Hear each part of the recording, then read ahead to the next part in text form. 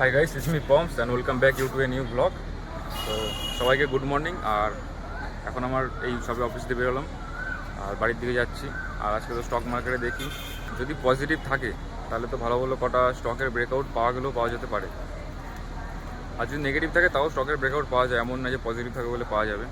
কারণ মার্কেটে তো অল টাইম মানি শিফট হতেই থাকে। যেরকম কোনো স্টক যখন তার টার্গেটে যায় সেখান থেকে ইনভেস্টাররা পয়সা বের করে যে স্টকগুলো আবার নিচে রয়েছে বা কারেকশানে রয়েছে সেই স্টকগুলোতে আবার তারা ঢুকাতে শুরু করে, তখন সেখানে আবার ইনভেস্ট করা শুরু করে।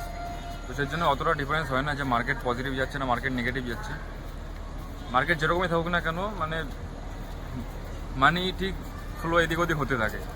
মানে যেগুলো আপ অ্যান্ড আছে সেখান থেকে আবার যেগুলো রয়েছে সেখানে চলে আসে। মানে একদিক থেকে প্রফিট বুকিং হয় আর একদিক থেকে স্টকের নিউ এন্ট্রি শুরু হয়। মানে মার্কেট মেন ইন্ডেক্স নেগেটিভ থাক বা পজিটিভ থাক না কেন ততটা ম্যাটার করে না, একটা না একটা স্টক ঠিক না ঠিক ব্রেকআউট দিতেই থাকে। তো দেখতে পাচ্ছ এখানে আমার ট্রেন দিয়ে দিয়েছে, এই ট্রেনে করেই বাড়ি। আর বাড়ি থেকে যদি মার্কেটে কোনো ভালো মুভমেন্ট বা ভালো ব্রেকআউট পাওয়া যায় তোমাদের সঙ্গে শেয়ার করবো। চলো বাড়ি থেকে দেখা হচ্ছে।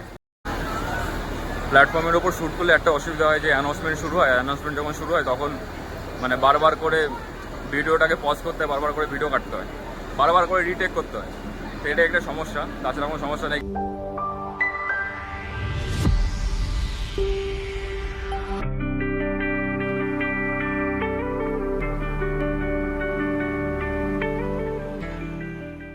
তো নেমে গেছি স্টেশনে, আর এখন তাও স্টেশনে দেখতে পাচ্ছ লোকজন আছে। এটা বলার কারণ হচ্ছে আগে যখন প্রথম ব্লগিং শুরু করেছিলাম তখন মানে লোক দেখলেই হয়ে যেত। একটা প্রথমে তো ফাঁকা স্টেশন শুরু করেছিলাম, লোক দেখলে লজ্জাতে ঠিক করে রেকর্ড করতে পারতাম না। তারপরে ধীরে ধীরে ফাঁকা জায়গা থেকে ধীরে ধীরে আস্তে আস্তে ইসে আসলো, মানে একটা লোক দুটো লোক, তারপরে আস্তে আস্তে এখন তাও দু তিনটে চারটে পাঁচটা আছে। তাও এখন যদি আরও বেশি ভিড় হয় তাও একটু অসুবিধা হয়। তাও আস্তে আস্তে আশা করি এই জিনিসটা কিছুদিন পরে কেটে যাবে। তো চলো বাড়ি থেকে তোমাদের সাথে দেখা হচ্ছে। আর এখানে অটোর লাইন পড়েছে। তাও আজকে যে আগের দিন দেখছিল যে পুকুর ছিল, আজকে তো ওই পুকুরটা নেই, জলটা তাও গেছে। তো তোমার হাবল এসেছি।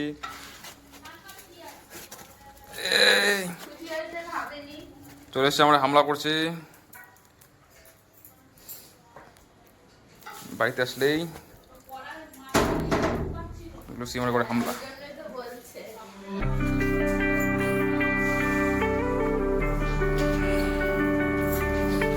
আর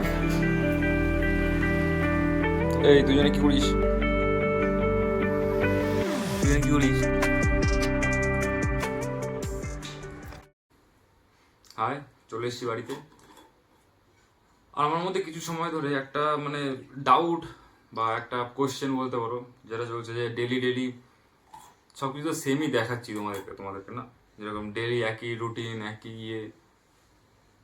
একই কাজে যাওয়া, কাজ থেকে ফেরা, ডেলি কি করছি কি না করছি সবই তো একই হয়ে যাচ্ছে। ভাবছি নতুন নতুন কিছু দেওয়ার কথা তো ভাবছি, কিন্তু ওটাই ভাবছি যে নতুন নতুন কি দেবো তোমাদের সাথে, নতুন কি শেয়ার করবো।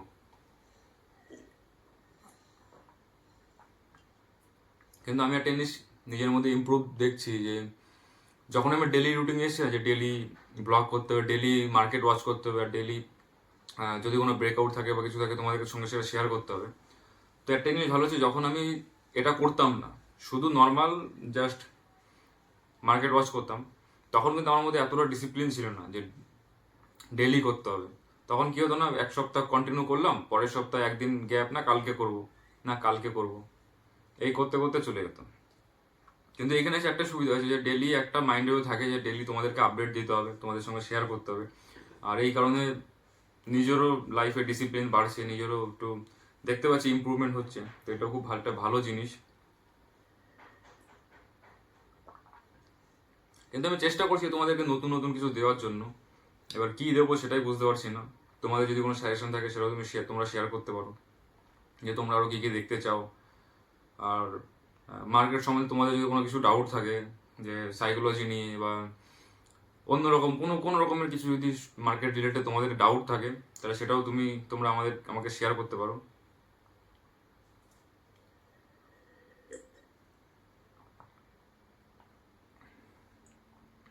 তো আর কি বলবো, এটুকুই বলার ছিল। আর বুঝতেই পারছো আমি একজন ছেলে মানুষ, আর আমার ঘর পুরো অগোছালো থাকে অল টাইম, তো এটাকে ইগনোর করো।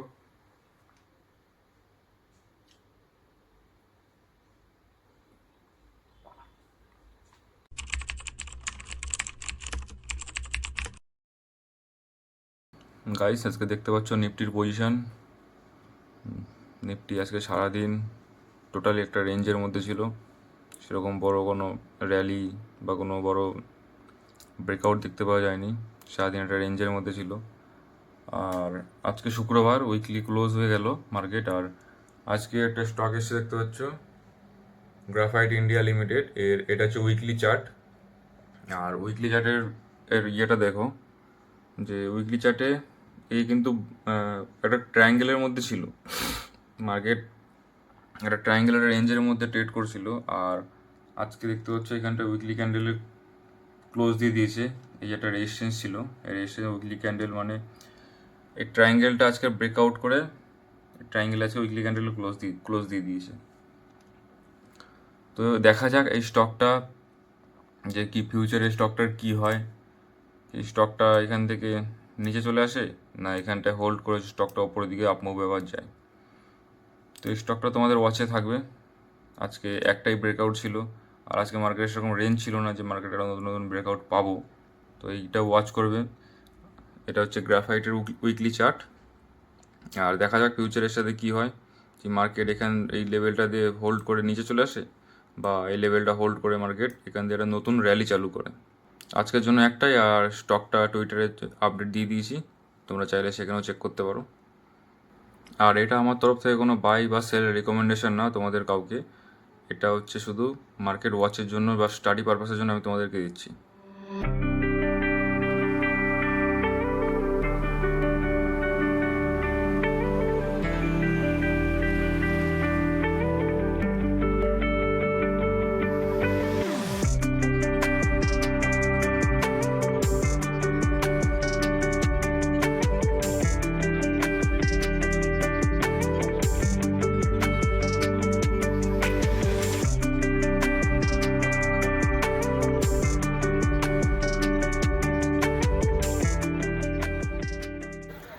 তো নেমে গেছে গাইস প্ল্যাটফর্মে, আর একটু পর দিয়ে জব চালু।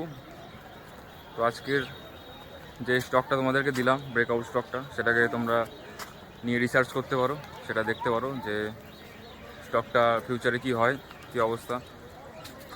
তার সাথে সাথে আজকের ব্লগটা তোমাদের কেমন লাগলো অবশ্যই কমেন্টে জানিও, আর লাইক করে চ্যানেল সাবস্ক্রাইব করে দিও। তার সাথে আমাকে ইনস্টাগ্রাম আর টুইটারে ফলো করতে পারো, আর টুইটারে তো স্টক আপডেট মানে সব থেকে প্রথম পাওয়া যায়। আর আরও কমেন্টে জানাতে পারো যে ফিউচারে তোমরা কি ব্লগ দেখতে চাও, কী টাইপের। আর আজকের ব্লগটা লাইক করে দিও, চ্যানেল সাবস্ক্রাইব করে দিও। আর আমি প্র্যাকটিস করছি যে ক্রাউডের মধ্যে কীভাবে ব্লগিং করতে হয়, একটু একটু অসুবিধা হচ্ছে, কিন্তু আস্তে আস্তে আশা করি এটাও ঠিক হয়ে যাবে। তো আজকের জন্য এইটুকুই, তোমার সঙ্গে দেখা হচ্ছে নতুন কোনো ব্লগে।